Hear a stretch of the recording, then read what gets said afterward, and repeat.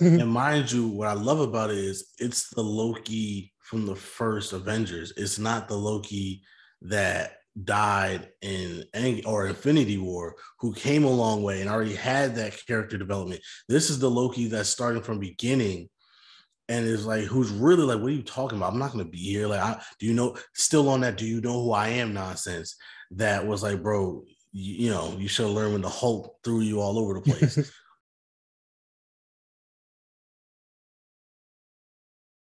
Welcome back, everybody. It's another great evening, I guess, to discuss other people's excellence. I am the unforgettable one himself, Mr. Brett Carroll. Charles is always daydreaming, and we're just two guys that like BSing at work. You could tell we're BSing because we're reviewing a show that's been has been done for what, months now? Months. Yeah, so, but it's okay. It's still a great time as any to talk about it. If you know what we're talking about, it is Loki, the spoiler review. So if you still somehow have not seen it, go see it and then come watch this. Spoiler. Yeah, we're just talking from memory too, because we like the show that much. We were on break when it kind of was the hottest thing. We were watching it. We just, I guess, weren't recording about it. And if we did, it'd be hilarious that if we have a Loki pod, we just forgot. But because that would be on brand. But I really liked it. Like what do you remember just off the top of your head the most about it? Because I gotta be honest, the final episode with Kang, the whole Conqueror reveal, homeboy, stealing the scene, just talking. Some people I remember being really upset that the season finale wasn't this big action set piece. It was really just a dramatic scene between the villain and our antagonist and our two protagonists. And people were upset about that when I really thought, holy shit, Marvel got a villain that seems sinister, no pun intended, and he just is talking. He's just like, go ahead and kill me. It'll be worse if you actually kill me. Right. As the memes say, like, support your black-owned business, because Krang is a black-owned business. The TSA or TVA. See, that's how long it's been. We forgot what it's called. The TSA, bro. The TVA is a black-owned business. Let's be real. That last episode makes the series. It's ironic. What I love about it the most is I feel like, to a man, if you talk to anybody that was like, "Oh, what do you think about the Disney Plus shows?" Everybody was excited for Captain America: Winter Soldier. Some people were excited about WandaVision, but everybody's kind of like, I'm cool on Loki, like whatever. And like that's the show that's like, no, you gotta watch. You gotta watch it. Half people were really excited about Loki because Loki's one of those fan favorite characters, and then the other half of the people seem to be the most like excited about the other two. I think Loki might be my favorite of the three series. I like to rewatch all three of them. They're all so different. The three series are really three different series, so we're only comparing them because they're all part of the same universe, ironically. Right. And now we know, once again, spoiler talk, that there's a multiverse, and everyone has variants, which is just this whole universe opening thing, which we're going to get into in the other spoiler reviews. But it's ridiculous seeing the implications of each show and how it made it a bigger universe. And comparatively speaking, Captain America: Winter Soldier Falcon Winter Soldier. Falcon Winter Soldier is like so grounded compared to the other two, because you see how crazy powerful Wanda is, and then you really see how big the world or the multiverse really is with all the different variants of Loki. And I like how they set it up. Like, it's not, they're all just look exactly the same and the same, like they're supposed to be the same interdimensional being that comes in all these different forms. I really like the whole idea, because it leaves all the possibilities open, all the different types of heroes that are in the Marvel universe that we have yet to see, all the ones that we hope to see cross over. Like, we're both talking right now, neither me or you have seen the new Spider-Man movie, which we're fucking amped for. And this kind of opened the door up for this multiverse of madness, or Far From Home, which the Spider-Man movie is. Yeah. It's also, and to your point about people like being upset about how the last episode shook out, I kind of like the fact that it was more dialogue, only because when you're talking about multi dimensions and multiverses and variants and stuff like that, like bro, you can't just talk about that for 2 seconds and then fight. Like you like that takes explaining to do, right? We're talking like universal theory and quantum physics and a whole bunch of nonsense that people don't even understand. And the way they did it was great. He explained it. He was charismatic, and he was like, "Yo, man," and like to your point, the fact that he's like, "Well, I'm the good one. You don't want to kill me. If you kill me, these other ones are going to come out." And then, but that makes you think too: is he really the good one, or was he just saying? Oh, that was one of the best reveals too. That everything he said in that scene, he was telling the truth.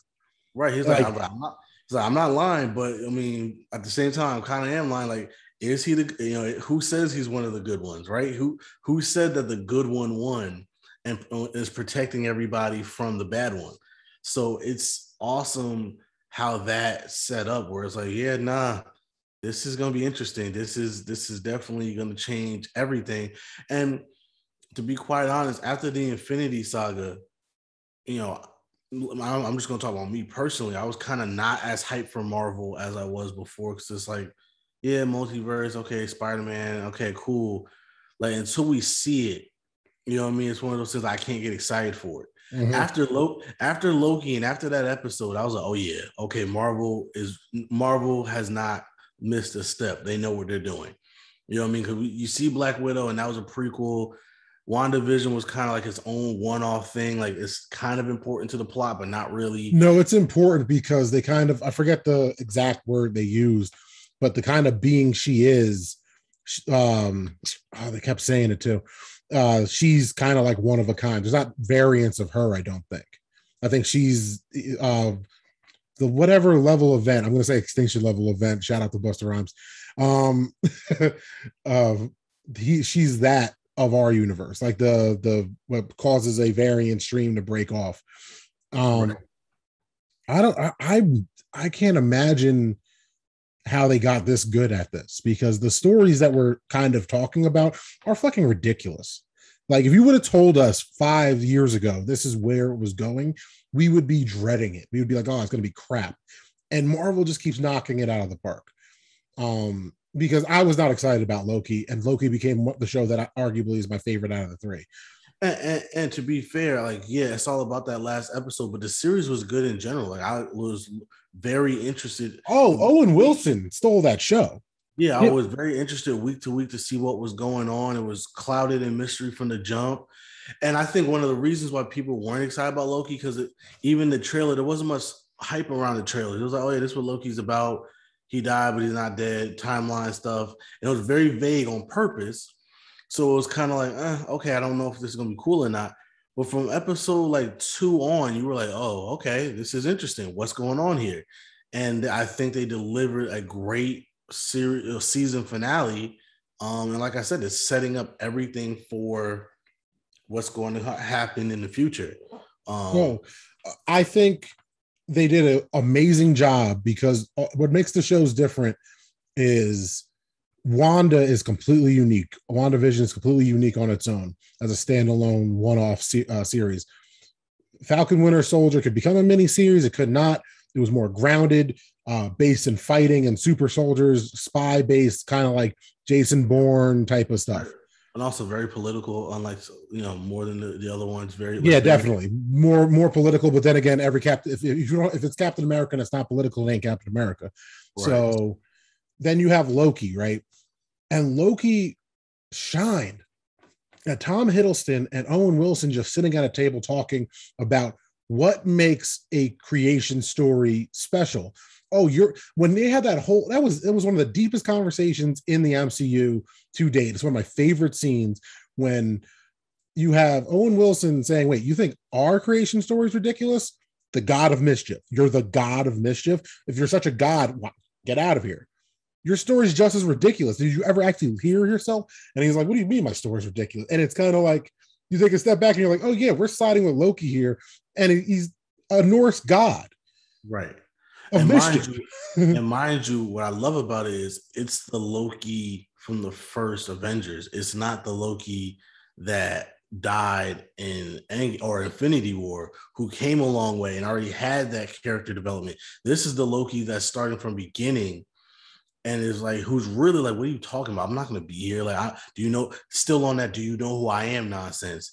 That was like, bro, you know, you should learn when the Hulk threw you all over the place. So I thought that was interesting, right? When he has that breakdown and says, "Oh, this is just a bunch of cheap tricks from somebody who's scared," and and then like later in the same episode, he's like, "It's just illusions. I'm not actually that strong." Right. And I thought that was, you know, it as far as character development, you could just tell Tom Hiddleston is like, "I'm gonna own this. This is my character. I'm making him this well-rounded character." And you had the callback, the Easter egg of old Loki in the variant world that looks like the original design, and I really like that. Yeah, everything about it was great. I mean, the variants episode was hilarious, just them all trying to fight each other, and they're all basically, well, I'm the real Loki, and it's like, come on guys, like, what are we doing? That's such a Loki thing. They all kept double crossing each other, which is just hilarious. I'm like, because when I first saw that in the trailer, it's time, it's multiverse, and then you see like President Loki that has all the different Lokis. I was like, why the fuck are all these Lokis working together? And then it was just thrown in the trailer to throw us off the track of the actual series. And then in the same episode, they kind of acknowledge that, and it's just done. It's one episode of the first season, and I like that it's the first season. I like what's her face, Renslayer, that she's kind of went to do her own thing.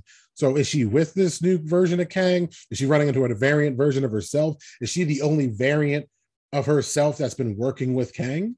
Like, we don't know. That's one of the best parts about the show. We don't know where people lie, because one of the best and most well-acted parts of Loki were the variants that were just numbers to the TVA, kind of finding their humanity again and remembering who they were as a person.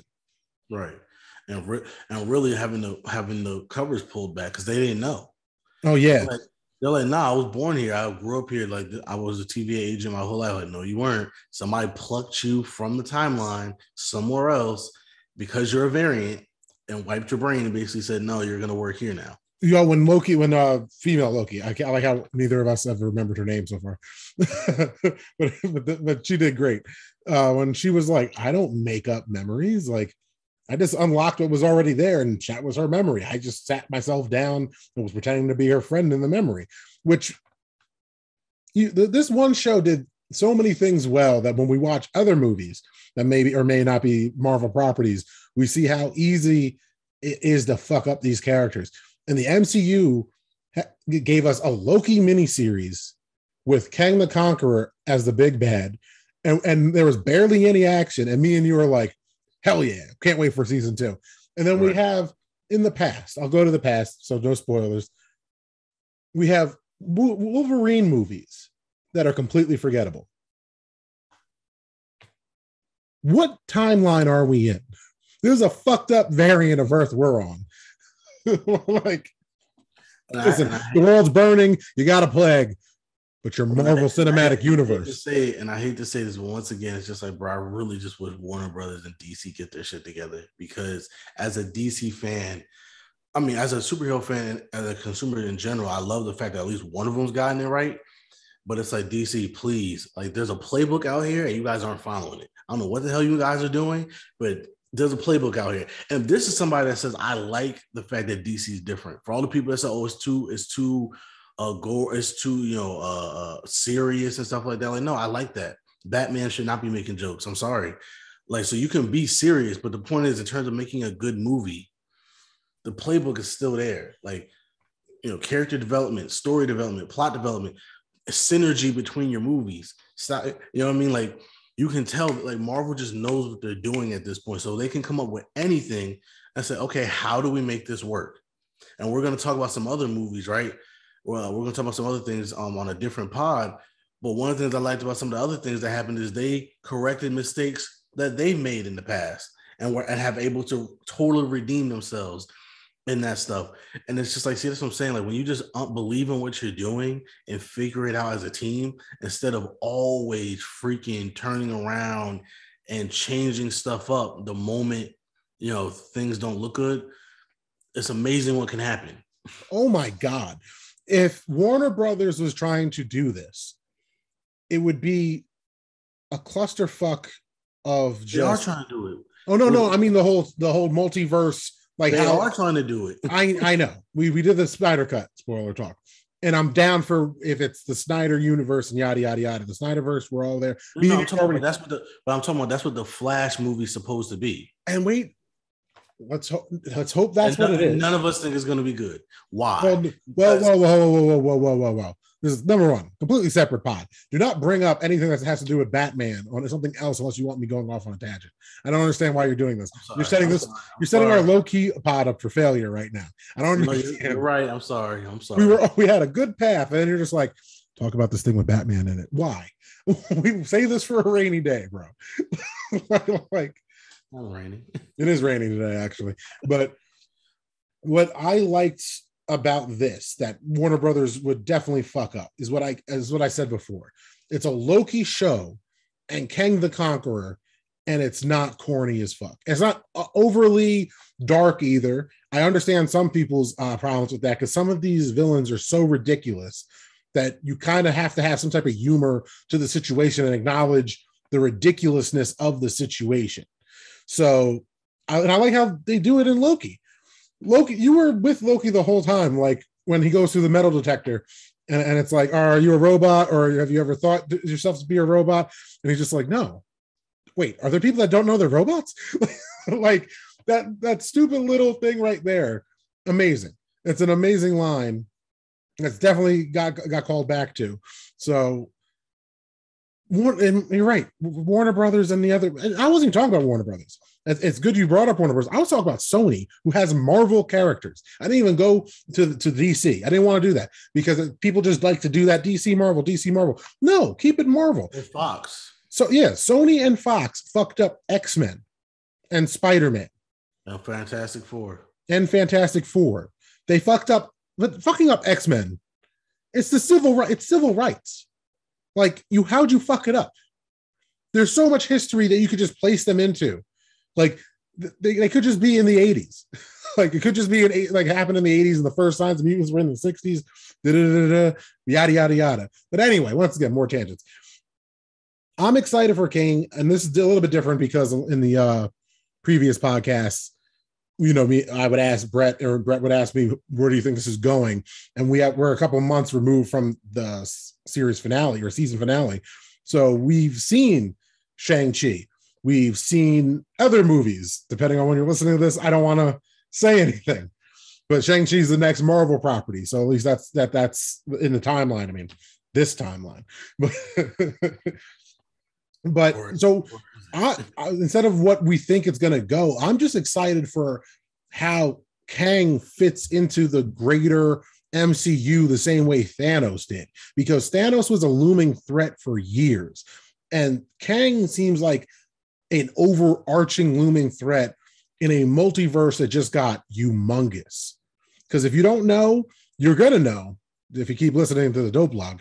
But until you see all the things that Marvel's been setting up with the multiverse, I don't know how they're going to keep going with the Avengers. Eternals. We haven't seen Eternals yet either, which could have a couple of things in it. But just Shang-Chi and Spider-Man, the trailers alone, this is wide open now. And even more interesting. And spoiler for Venom 2. If you have the little fast forward 30 seconds thing, just fast forward it. But Venom 2, spoiler, in that movie, they say mutant for the first time. And the MCU has not done that, which is interesting on a bunch of levels, which has probably been 30 seconds. So I'm not going to say why. You have to say that for the Venom 2 spoiler talk. But that is a big thing that happened that I just noticed. I was like, holy shit, they said the M word. And it's not the Inhumans. It's not the whatever gene. They said mutant. I don't know where it's going, but I'm here for it. I'm a big sweaty nerd for it. So what about you? Like I figure you're all about the multiverse becoming a black owned business and all hail Kang the Conqueror. I'm all for it. I'm all for That's it. Yeah, that's it. Wrap it up. No.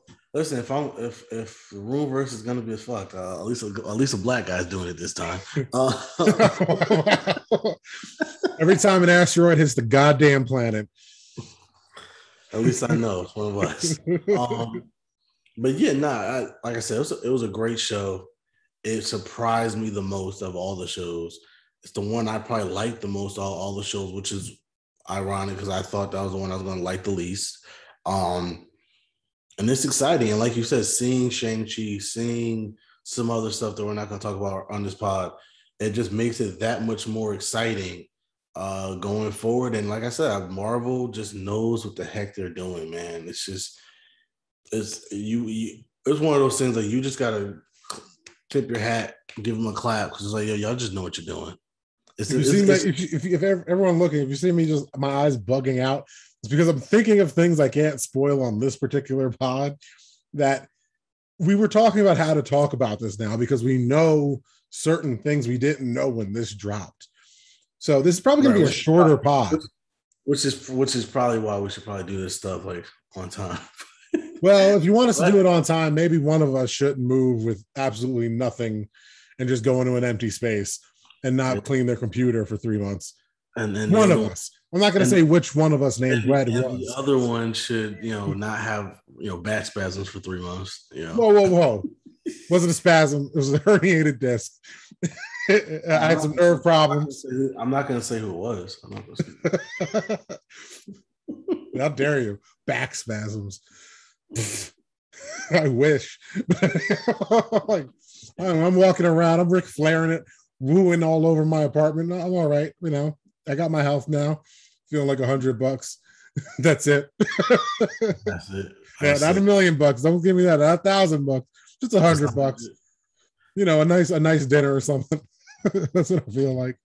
But overall, how do you rank the shows before we sign off of this one? How do you rank of the Disney Plus? Well, by the way, of the Disney Plus shows, and I'm including What If in that. And obviously, when that's over, we'll do a pod on that one. I have yet to watch an episode of that.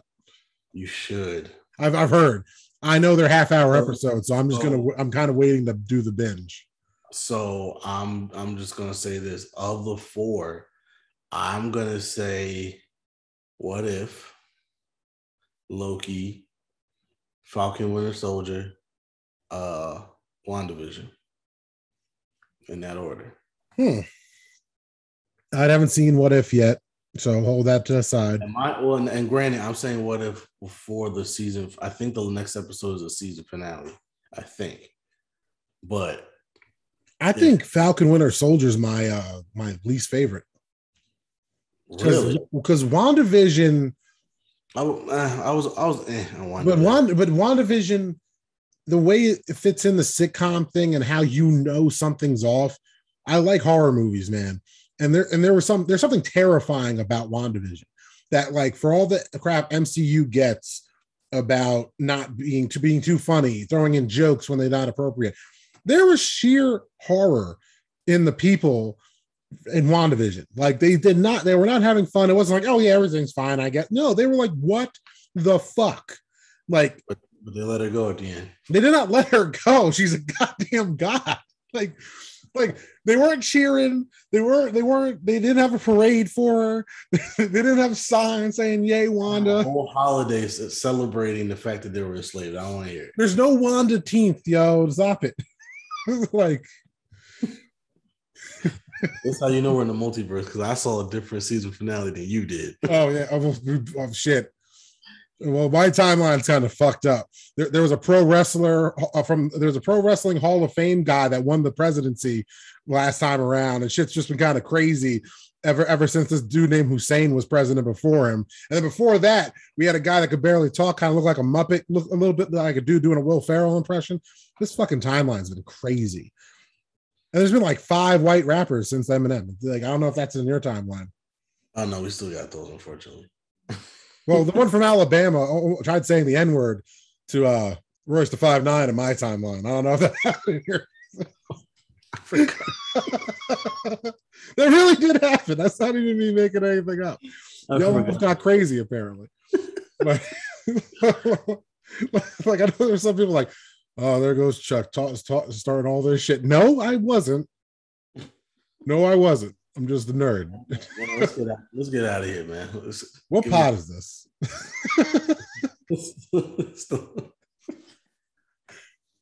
This is the bullshit network spoiler edition of Loki.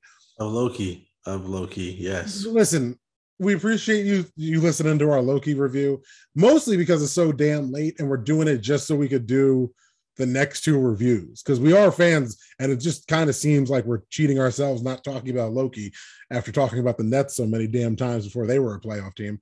So, trying to be on brand. Well, we're definitely on brand because this was some BS. Anyway, you can find me at Never Forget Me. That's NEVA_4 BRETT _ME at Twitter and Instagram. I'm at Not the Chuck D on all the socials. We're at _dope blog on Instagram, at the dope blog, all in one word on Twitter, and www.thedope.blog. Check us out. Subscribe to our YouTube because we're on there now. I forgot that last time. Whoa. Don't take my lines now. See, trying to trick your own universe. If you are watching this on YouTube, please like, share, and subscribe. We appreciate you guys. Love you guys. And join us next time as we discuss other people's excellence. Look at you doing the sign-offs all right and stuff. New universe, new me, man.